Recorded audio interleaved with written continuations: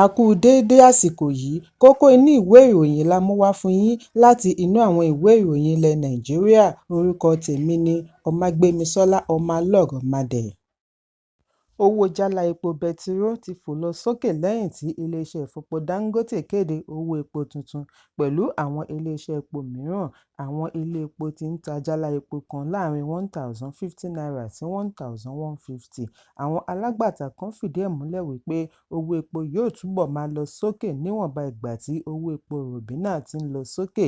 Ààrẹ gbogbogbò fún ẹgbẹ́ elépo Pengassan Festus Osifo ti sọ èyí síwájú bí ó ti ní ó ṣeé ṣe kí owó epo lọ sókè bí owó epo rọ̀bì bá tẹ̀síwájú àti máa lọ sókè. Ó ní bí owó epo rọ̀bì ṣe lọ sókè sí $100 ní Ọjọ́bọ̀ láì jẹ́ wípé àyípadà bá pàṣípààrọ̀ owó ilẹ̀ òkèèrè, èyí yóò kó bá owó epo. Lánàá Ọjọ́ Ẹtì ní iléeṣẹ́ Dangote ṣe àfikún owó epo wọn kúrò ní ₦899 per litre sí ₦955 per litre níbi wọ́n ti ń gbé e ní gantry. Nínú àkíyèsí tí Dangote fi ránṣẹ́ sí àwọn oníbàárà rẹ̀ ni ó ti ṣàlàyé wípé àlékún yìí dé bá gbogbo ọjà tí wọ́n ti ṣe àkọọ́lẹ̀ rẹ̀ àti èyí tí wọ́n ṣẹ̀ṣẹ̀ fẹ́ ṣe àkọọ́lẹ̀ rẹ̀. Wọ́n fi kún wípé owó epo tuntun yìí bẹ̀rẹ̀ láti aago 5 ìrọ̀lẹ́ àná. Ìwádìí jẹ́ kó di mímọ̀ wípé pẹ̀lú wípé epo tí ó wà nínú àgbá tẹ́lẹ̀ ni àwọn oníléeṣẹ́ epo ṣì ń tà lójú ẹsẹ̀ ni àwọn iléeṣẹ́ aládàáni ṣe àlékún loading cost tiwọn sí $970 ní ìpínlẹ̀ Èkó àti $1,000 ní Calabar. Fún àpẹẹrẹ, Sahara Depot ṣe àlékún tirẹ̀ sí $970 látorí $950 tí ó wà ní Ọjọ́bọ̀.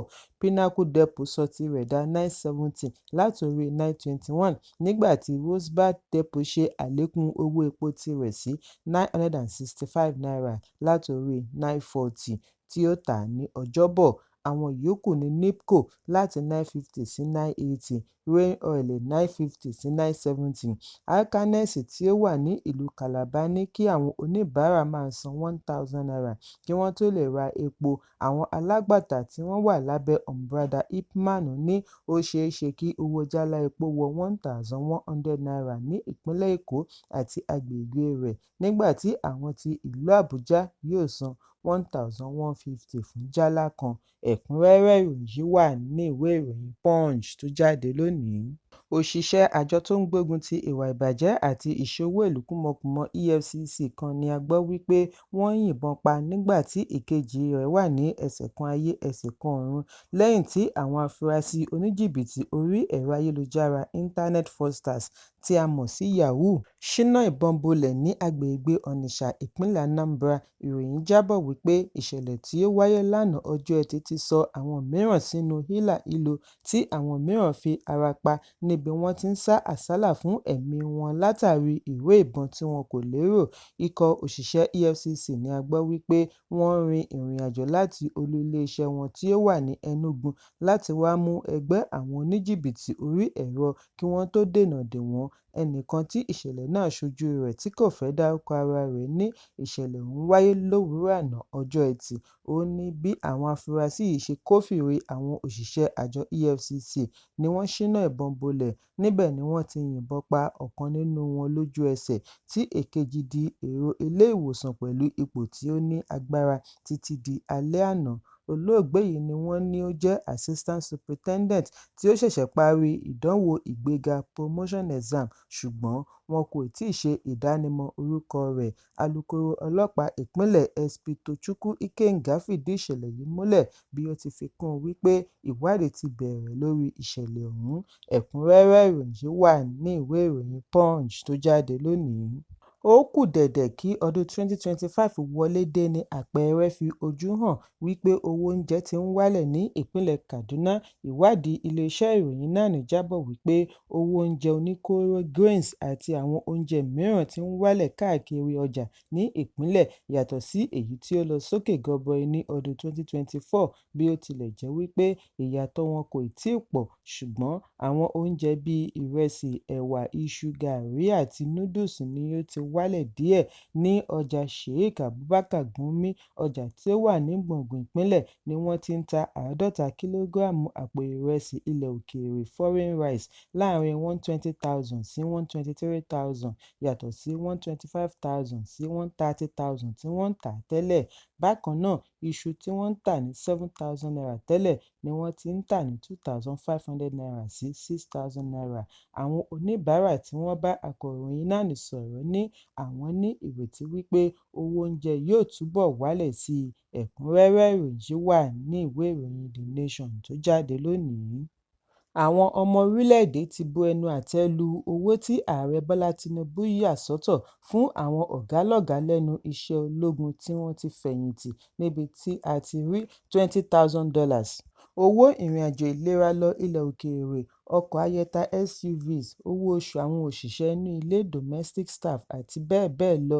Wọ́n ní ìgbésẹ̀ yìí jẹ́ èyí tí kò ní ìtara ọmọ orílẹ̀-èdè, níbi tí ọ̀pọ̀lọpọ̀ mílíọ̀nù ọmọ Nàìjíríà kò ti ní àǹfààní sí ètò ìlera tó kéré jù lórílẹ̀-èdè. Bíbuọwọ́lu owó ìfẹ̀yìntì àwọn ajagun-fẹ̀yìntì yìí wáyé lẹ́yìn tí àwọn ológun tí wọ́n ti fẹ̀yìntì ṣe ìfẹ̀hónúhàn ní Ministry of Finance tí wọ́n ń béèrè fún sísan gbogbo àjẹ́lẹ̀ owó àjẹmọ́nú wọn. Wọ́n kóra jọ sí ìta iléeṣẹ́ ìjọba lábẹ́ àtíbàbà canopy tí wọ́n fi dí ẹnu ọ̀nà àbáwọlé. Ọjọ́ 14 oṣù Kejìlá ni Ààrẹ Bọ́lá Tinubu bu ọwọ́ lu àjẹmọ́nú àwọn ajagun-fẹ̀yìntì pẹ̀lú oríṣiríṣi àǹfààní láti fẹlá jẹ ayé fàmílétè-kí-n-tutọ́, ṣùgbọ́n tí àwọn mìíràn ń tiraka àti rí owó lásán gbà pẹ̀lú gbogbo ìfẹ̀hónúhàn tí wọ́n ṣe.